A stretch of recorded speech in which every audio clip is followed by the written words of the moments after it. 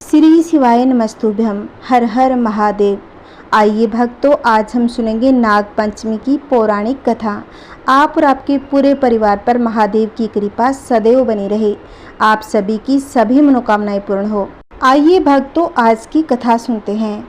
एक नगर में एक सेठ जी रहते थे। उनके 7 बेटे और 7 बहुएं थीं। इन 7 बहुओं में से 6 बहुओं के तो पीहर थे, लेकिन 7वीं बहू का पीहर नहीं था। जब वह गर्भवती हुई तो उसे घेवर खाने की इच्छा हो रही थी। उसके पीहर नहीं था तो उसने एक घेवर चुराकर पानी भरने गई, तब साथ में ले गई। वहां जाकर पेड़ के नीचे घेवर रख दिया और सोचा कि पानी भरकर आराम से घेवर खाऊंगी। जब वह पानी भरकर घेवर लेने गई तो वहां घेवर नहीं मिला। उस पेड़ के पास एक बांबी थी, उसमें एक नागिन रहती थी। वह नागिन भी उस समय गर्भवती थी। घेवर को देखकर नागिन की इच्छा उसे खाने की हुई। उसने उस घेवर को खा लिया। उस नागिन ने सोचा, यदि साहूकार की बहू मुझे गाली देगी तो मैं उसे डस लूंगी। यदि कुछ नहीं कहेगी तो इस बिना पीहर की बहू को पीहर दिखा दूंगी। साहूकार के बेटे की बहू ने कहा कि शायद कोई मेरी जैसी ही होगी जिसने ये घेवर खा लिया। ऐसा सुनकर नागिन बहुत ही प्रसन्न हो गई। उसने अपने बेटों से कहा कि तुम इंसान का रूप बनाकर जाओ और साहूकार के बेटे की बहू को लेकर आओ। नागिन के बच्चे इंसान का रूप बनाकर साहूकार के घर चले गए। जाकर उन्होंने कहा कि हम हमारी बहन को लेने के लिए आए हैं। तब सास ने कहा कि पहले तो कभी नहीं आए, इतने दिन कहाँ थे? तब उन्होंने कहा कि जब हमारी बहन का जन्म हुआ तब हम नानी के घर थे और शादी हुई तब हम परदेश कमाने के लिए गए हुए थे। उन लड़कों ने बहुत सारे कपड़े, गहने, मिठाइयाँ बहन के सास और जेठानियों के लिए ले गए थे। सास अत्यंत प्रसन्न थी और जेठानियाँ उसे देखकर जल भून रही थी। सास ने बहू को उनके साथ में भेज दिया। बांबी के पास जाकर उन्होंने कहा, बहन, हम नाग हैं। उस दिन जब तुमने पेड़ के नीचे घेवर रखा था, वह घेवर हमारी माँ ने ही खाया था। उन्होंने तुम्हें अपनी बेटी माना है, इस नाते से तुम हमारी बहन हुई। बहन, अब तुम हमारी पूंछ को पकड़ लो और डरना मत। उनके कहने पर वह पूंछ पकड़कर बांबी में चली गई। वहाँ पर उन्होंने उसे बहुत लाड़ प्यार सुख से रखा। वहीं पर उसने एक लड़के को जन्म दिया। जब उसका लड़का थोड़ा बड़ा हुआ तब की बात है, पड़ोसन ने साहूकार के बेटे की बहू को ताना मारते हुए कहा, अगर तू तेरी माँ की इतनी ही लाडली है तो तू तेरी माँ से कहना कि आज तो नागों को दूध मैं ही पिलाऊंगी। पड़ोसन का ताना उसे सहन नहीं हुआ।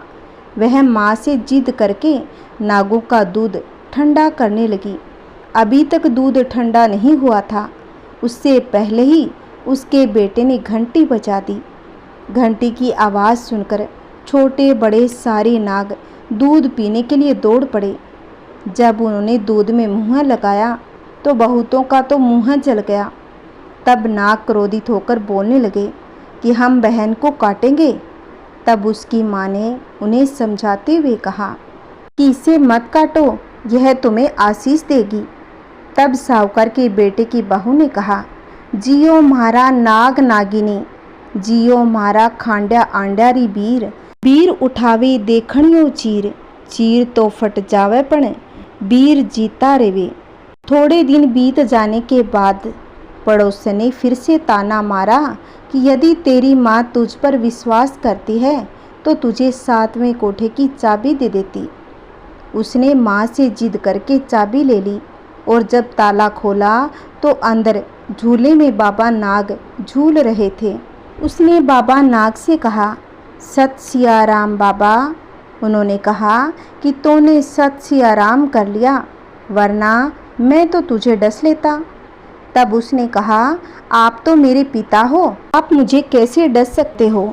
और बोली, जियो नाग नागिनी, जियो वासुकी नाग, जिण मेरो लाड लडाया 9 करोड़ रोहार।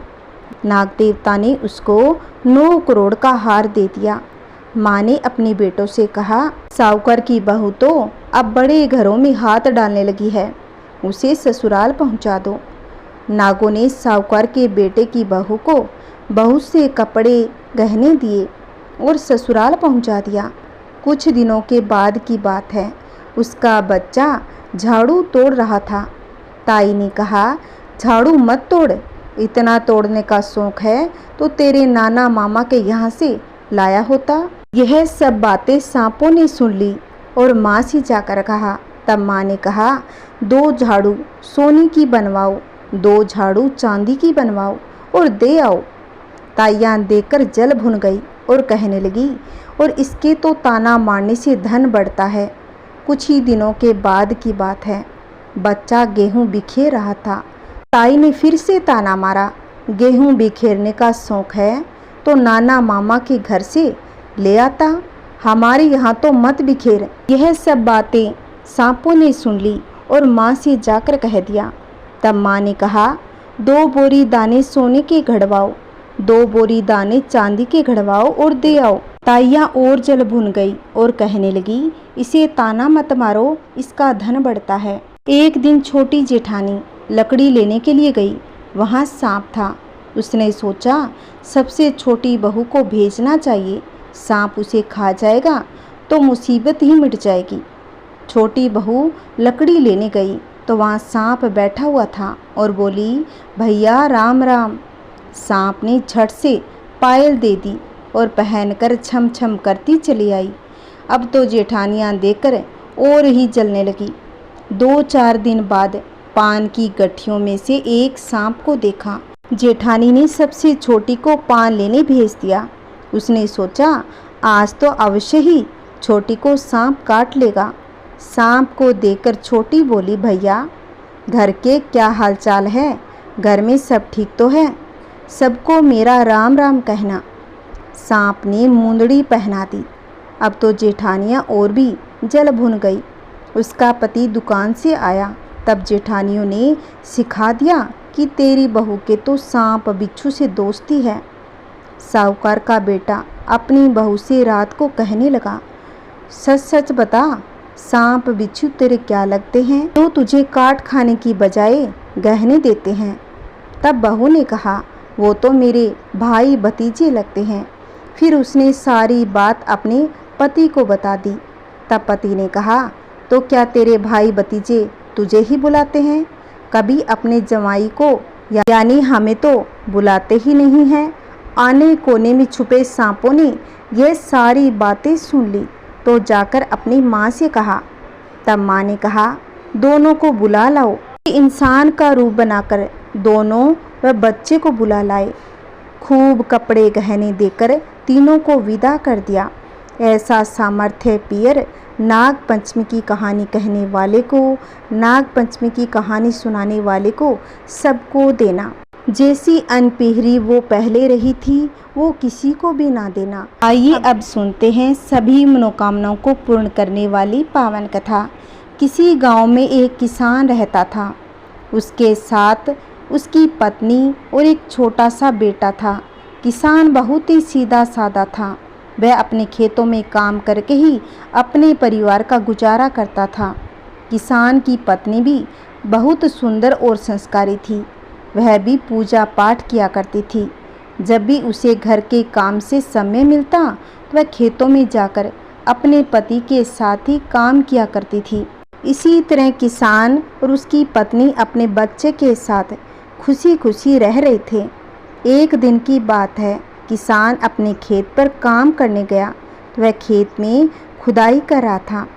उसने देखा कि उसकी कुदाल के नीचे एक सांप आ गया है और वह कुदाल की चपेट में आने से मर गया है। सांप को मरा हुआ देखकर किसान को बहुत दुख हुआ। फिर उसने देखा कि इस बिल में सांप का एक छोटा सा बच्चा भी था, लेकिन वहाँ नागिन नहीं थी। फिर क्या था? किसान ने सोचा कि ये सांप तो मर गया, पता नहीं नागिन है भी या नहीं। किसान ने सोचा, यह बच्चा तो अनाथ हो गया, यह क्या हो गया? भगवान, मुझसे तो बहुत बड़ा पाप हो गया। फिर उसने सोचा मैं इस पाप का प्रायश्चित कैसे करूँगा। उसने सोचा कि मैं इस बच्चे को अकेले नहीं छोड़ सकता, इसे अपने साथ अपने घर ले जाता हूँ।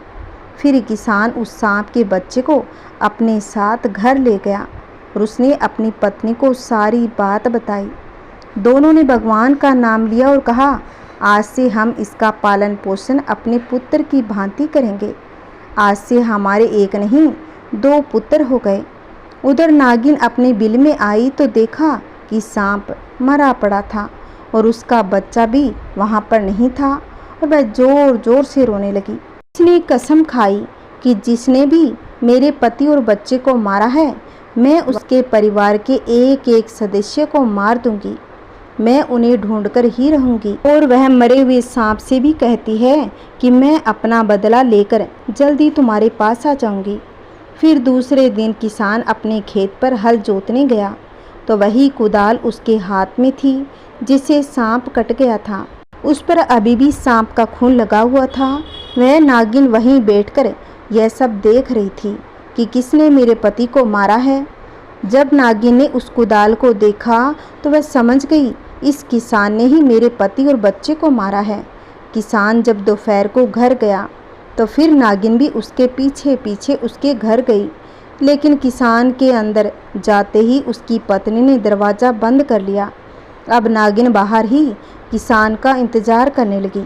फिर थोड़ी देर बाद किसान खाना खाकर खेतों पर चला गया और नागिन खिड़की के रास्ते घर के अंदर चली गई और एक कोने में जाकर बैठ गई।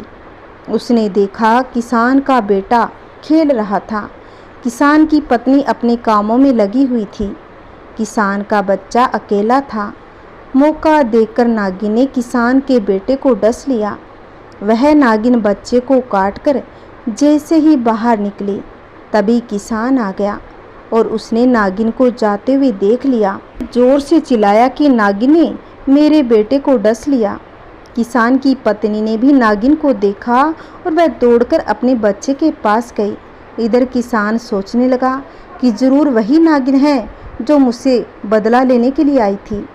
किसान उसकी पत्नी ने देखा कि उनके बेटे को नागिन डस गई थी और वो जोर जोर से रोने लगे और थोड़ी देर बाद ही बच्चे की मृत्यु हो गई। अपने बेटे की मृत्यु के बाद दोनों पति पत्नी बहुत दुखी रहने लगे। एक दिन किसान ने अपनी पत्नी को समझाया कि अब यह सांप का बच्चा ही हमारा बेटा है, हम इसे ही अपना बेटा समझकर खुश रह लेंगे। उधर नागिन बहुत खुश थी कि उसने अपना एक बदला तो पूरा कर लिया। फिर एक दिन नागिन किसान की पत्नी को काटने के लिए घर में आ गई और छिपकर बैठ गई। वहाँ का दृश्य देखकर वह आश्चर्यचकित रह गई। उसने देखा किसान उसकी पत्नी सांप के बच्चे को दूध पिला रहे थे। यह देखकर नागिन रोने लगी और सोचने लगी, यह मैंने क्या कर दिया? यह तो मेरे बच्चे को कितने प्यार से पाल रहे हैं और मैंने इसके बच्चे को ही मार डाला। किसान से तो अनजाने में पाप हुआ था और मैंने जानबूझकर इनके बच्चे को मार दिया। अगर मैंने यह सब पहले देख लिया होता तो मैं इसके बच्चे को नहीं मारती। नागिन को बहुत पश्चाताप हो रहा था। फिर उसने अपने आप को संभाल लिया और सोचने लगी, इन्होंने अपना बच्चा खोया है तो मैंने भी तो अपना पति खोया है। और वो नागिन वहाँ से चली गई। एक दिन नागिन ने सोचा कि देखती हूँ कि किसान उसकी पत्नी मेरे बच्चे को अपने बेटे की तरह पालते हैं या नहीं। फिर वह एक दिन छिपकर आई और अपने बच्चे को देखने लगी। कुछ दिन देखने के बाद वह समझ गई, यह लोग मेरे बच्चे को अपने बच्चे की तरह ही प्यार करते हैं। फिर वह नागिन एक शिव मंदिर में गई और भगवान शिव से प्रार्थना करने लगी, हे भगवान, मैंने अनजाने में इसके बच्चे को मार दिया, आप इन्हें एक बच्चा दे दीजिए, किसान की पत्नी की गोद भर दीजिए। नागिन रो रो कर भगवान शिव से प्रार्थना कर रही थी और कहते हैं कि भगवान शिव नाग नागिन की प्रार्थना जल्दी सुनते हैं। तभी किसान के घर एक सेठानी आई। उनकी गोद में एक बच्चा था। सेठानी ने किसान से कहा, आप हमारे बच्चे को बचा लो, इसे नागिन ने काट लिया है और हमारे पीछे गुंडे भी पड़े हैं, वो हमारे बच्चे को छीन लेंगे। अगर तुम हमारे बच्चे को बचाओगे तो भगवान तुम्हारा भला करेंगे। किसान ने उनकी बात मान ली और वह सेठानी किसान को बच्चा देकर वहाँ से चली गई। अब किसान और किसान की पत्नी बहुत ही दुखी रहने लगे, क्योंकि उन्हें अपने बच्चे की याद आ रही थी कि हमारे सामने फिर वही हालात है। और वह भगवान से प्रार्थना करने लगे, हे भगवान, इस बच्चे की रक्षा कीजिए। तभी किसान ने देखा कि वही नागिन खिड़की पर बैठी थी और उसने एक मणि नीचे गिरा दी। किसान ने उस मणि को उठा लिया और जहाँ उस बच्चे को नागिन ने काटा था वहाँ उसे लगा दिया। उस मणि ने सारा जहर चूस लिया और बच्चे को होश आ गया। वह बच्चा फिर से जीवित हो उठा। दोनों पति पत्नी बच्चे को देखकर बहुत ही खुश हो गए, लेकिन साथ में सोच रहे थे कि सेठ सेठानी आएंगे तो वो अपने बच्चे को ले जाएंगे। फिर दूसरे दिन किसान अपने खेत पर जा रहा था तो रास्ते में उसने देखा कि सेठ सेठानी तो रास्ते में मरे पड़े थे। अब उस बच्चे का कोई भी नहीं था। अब किसान, उसकी पत्नी उस बच्चे की परवरिश करने लगे। वह बहुत खुश थे कि फिर से हमारे 2 बेटे हो गए। एक दिन नागिन के मन में विचार आया कि जाकर देखूं कहीं ऐसा तो नहीं उन्हें बच्चा मिल गया, वह मेरे बच्चे के साथ दुर्व्यवहार करेंगे। फिर उस नागिन ने साधु बाबा का भेष रखा और किसान के घर गई। तो किसान की पत्नी उन्हें अंदर बैठाया और भोजन की व्यवस्था करने लगी। फिर साधु बाबा ने पूछा कि बेटी, तुम्हारे कितने बेटे हैं? तब किसान की पत्नी ने कहा, बाबा मेरे 2 बेटे हैं। तब साधु बाबा ने कहा, लेकिन तुम्हारा तो एक ही बेटा दिखाई दे रहा है, दूसरा तो दिख ही नहीं रहा। तब किसान की पत्नी ने कहा कि नहीं बाबा, मेरे 2 बेटे हैं। फिर साधु बाबा ने कहा, बेटी मुझे यहाँ किसी सांप की महक आ रही है। यह सुनकर किसान की पत्नी हैरान रह गई और कहने लगी, नहीं बाबा, यह सांप नहीं, हमारा बेटा है। तो उन बाबा ने कहा, तुम ये सांप मुझे दे दो, नहीं तो मैं तुम्हें मार दूंगा।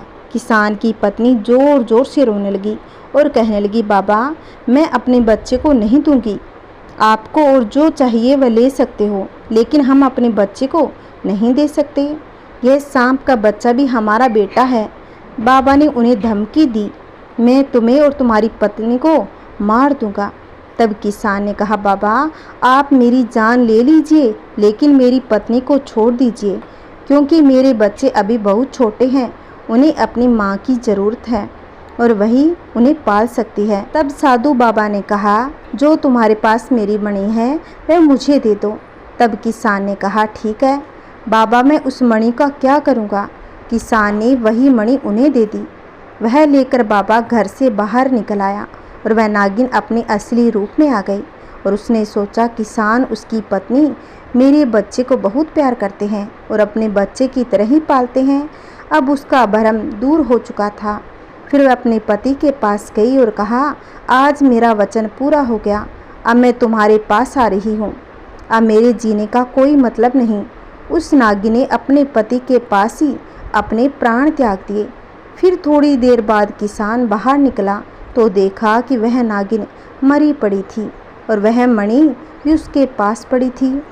फिर किसान सारी बात समझ गया कि यह वही नागिन है, यह हमारी परीक्षा लेने के लिए आई थी और अपने बच्चे को देखने आई थी। फिर किसान, उसकी पत्नी दोनों ने मिलकर उस नाग और नागिन का अंतिम संस्कार कर दिया, जिससे उनकी मुक्ति हो गई। अब किसान, उसकी पत्नी अपने दोनों बच्चों के साथ सुखपूर्वक रहने लगे और नागिन की दी हुई मणि के कारण उनको किसी प्रकार की कोई कमी नहीं रही। बोलो शिव भगवान की जय, बोलो नाग देवता की जय। अगर ये कथा आपको अच्छी लगी है तो प्लीज़ इस वीडियो को शेयर करें, लाइक करें और कमेंट में नाग देवता की जय अवश्य लिखना। अगर आपने अभी तक मेरे चैनल को सब्सक्राइब नहीं किया है तो प्लीज़ इस चैनल को सब्सक्राइब कर लो, जिससे आने वाली वीडियो की नोटिफिकेशन आपको मिलती रहेगी। हर हर महादेव।